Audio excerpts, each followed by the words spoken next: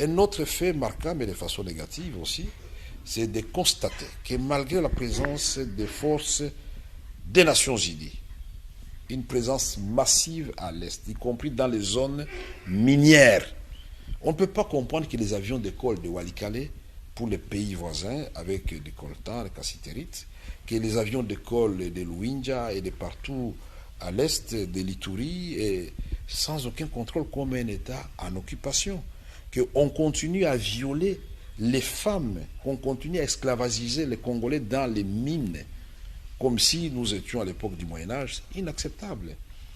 Là où le gouvernement est faible, nous avons l'obligation d'appliquer le droit humanitaire international. On ne peut pas, au nom de la souveraineté, abandonner un peuple en détresse.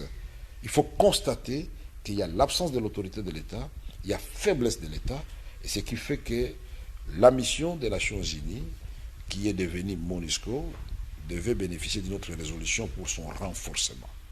Son renforcement pour qu'elle devienne une mission d'imposition de la paix.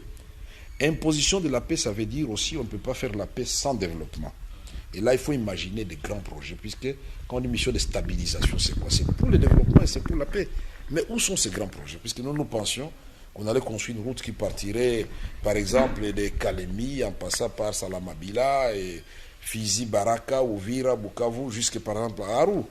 Et tous les jeunes gens, les groupes armés, allaient être la main-d'œuvre pour la construction de cette route. Nous pensions qu'on allait reconstruire les écoles qui avaient été détruites. Nous pensions qu'on allait construire les hôpitaux. Nous pensions qu'on allait avoir un projet pour les éleveurs de Kivu, pour les agriculteurs de Kivu.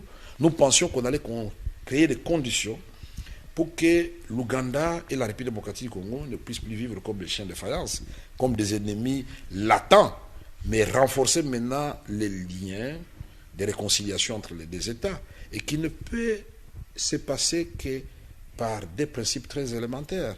D'abord, le respect mutuel, et secondo, que chacun reconnaisse les limites de son pays et ses atouts.